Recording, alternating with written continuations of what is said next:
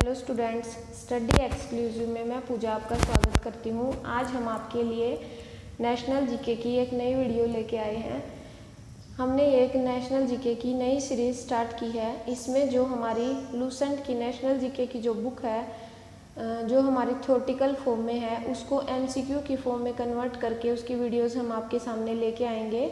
तो हम ये जो भारत का इतिहास है, हिस्ट्री है, हिस्ट्री से हम इसको शुरू कर रहे हैं। आज हम आपके लिए हिस्ट्री के कुछ क्वेश्चंस लेके आए हैं। देखिए, शुरू करते हैं। क्वेश्चन नंबर फर्स्ट है हमारा, भारत का विस्तार कहाँ तक है? भारत का विस्तार उत्तर में हिमालय से लेकर दक्षिण में समुद्र तक भारत का विस्तार है। उसके अलावा इससे रिलेटेड कुछ और देख लेते हैं हम। इसी क्वेश्चन से रिलेटेड है ये हमारा, जो महाकाव्य तथा पुराणों में भारतवर्ष अर्थात भरत का देश तथा यहाँ के निवासियों को भारतीय अर्थात भरत की संतान कहा गया था। ये भी हमारा इम्पोर्टेंट है। देखिए, जो हमारे महाकाव्य तथा पुराण थे उनमें भारतवर्ष जो देश है हमारा, उसको भरत का देश कहा गया है तथा जो यहाँ के निवासी हैं उनको भारतीय अर्थात भरत की संतान कहा गया है। ओके, अब हम देखते हैं question number second. Question number second है हमारा, भारतीय इतिहास के बारे में जानकारी कहाँ से मिलती है? कहाँ से प्राप्त होती है भारतीय इतिहास के बारे में जानकारी है? जो हमारे इसके 4 स्रोत हैं, कौन कौन से हैं? पहला है हमारा धर्म ग्रंथ, दूसरा हमारा ऐतिहासिक ग्रंथ, तीसरा हमारा विदेशियों का विवरण, जो विदेशी यहाँ पर घूमने आए थे, उन्होंने कुछ बुक्स वगैरह लिखी हैं, उनसे जो हमें जानकारी मिलती है, भारत के इतिहास के बारे में हमें जानकारी मिलती है।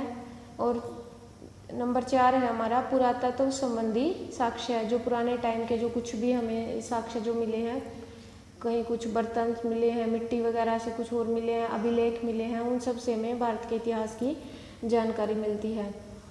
क्वेश्चन नंबर 3 हम देख रहे हैं, भारत का सबसे प्राचीन धर्म ग्रंथ कौन सा है? भारत का सबसे प्राचीन धर्म ग्रंथ कौन सा है? वेद। वेद हमारा भारत का जो सबसे प्राचीन धर्म ग्रंथ है। नेक्स्ट है, वेदों के संकलनकर्ता कौन है? वेदों के संकलनकर्ता कौन है? महर्षि कृष्ण द्वैपायन वेदव्यास। जो वेद व्यास जी हैं हमारे, उनका ये पूरा नाम था महर्षि कृष्ण द्वैपायन वेदव्यास। ओके, नेक्स्ट हम देखते हैं, वेदों की संख्या कितनी है? वेदों की संख्या कितनी है? वेदों की संख्या 4 है, ये आपको पता भी होगा। कौन कौन से हैं हमारे? नंबर 1 हमारा ऋग्वेद, नंबर 2 हमारा यजुर्वेद है, नंबर 3 पे जो हमारा वो सामवेद है, और नंबर 4 हमारा क्या है? अथर्ववेद। और सबसे पुराना कौन सा हमारा? सबसे पुराना है ऋग्वेद। ये नेक्स्ट क्वेश्चन पे हम आते हैं। नेक्स्ट है हमारा, ऋग्वेद क्या है? ऋग्वेद हमारा ऋचाओं का क्रमबद्ध ज्ञान का संग्रह है।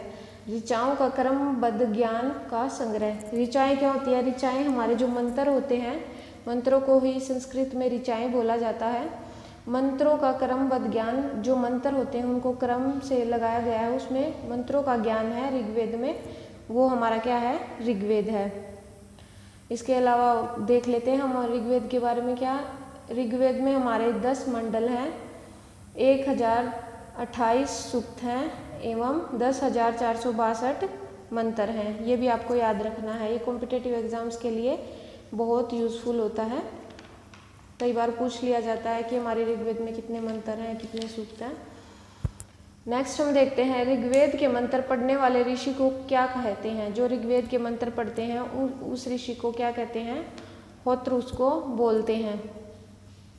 नेक्स्ट क्वेश्चन है हमारा, ऋग्वेद के तीसरे मंडल में सूर्य देवता का कौन सा मंत्र है?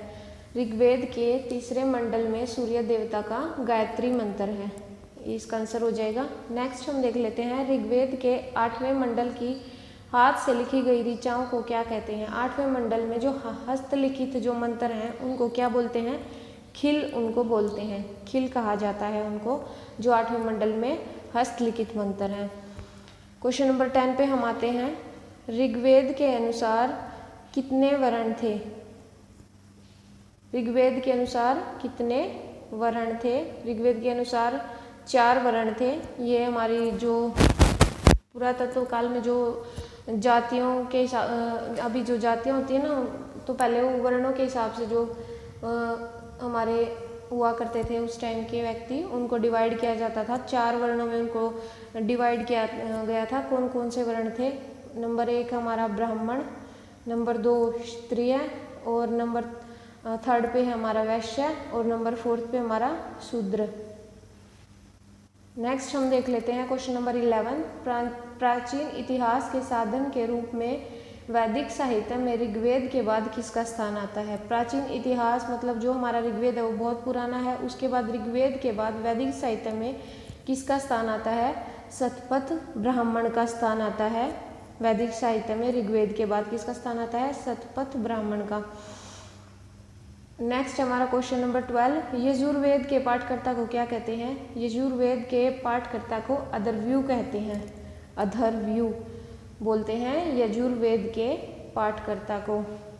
उसके अलावा एक बात ये नोट है हमारा ऋग्वेद से रिलेटेड है, जो हमारा यजुर्वेद है, जो यह वेद गद्य एवं पद्य दोनों में है। यजुर्वेद किसमें हमारा? ये यजुर्वेद गद्य में भी है और पद्य में भी, दोनों में है।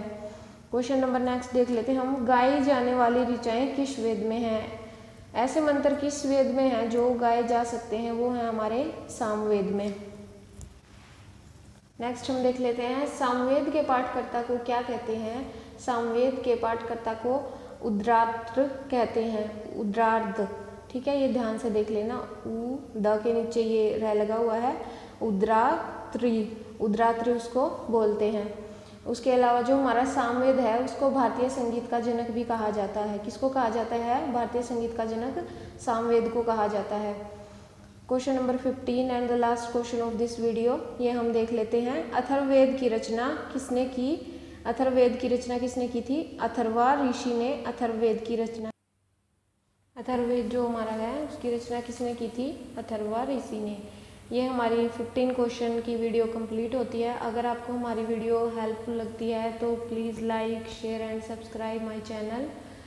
और अगर कोई क्वेरी आपको लग रही है तो आप हमें कमेंट सेक्शन में बताते हैं। अगर हमारी इस वीडियो का अच्छा रिस्पॉन्स रहता है तो इस तरह से हम आपके लिए और भी ज़्यादा नेशनल जीके की वीडियो लेकर आते रहेंगे। इसमें हम लूसेंट जीके की जो हमारी बुक है उसको थ्योरेटिकल पार्ट को हम कंप्लीट करा रहे हैं, एमसीक्यू में कन्वर्ट करके हम आपके लिए लेके आए हैं और उसको कंप्लीट कराने की हम कोशिश करेंगे।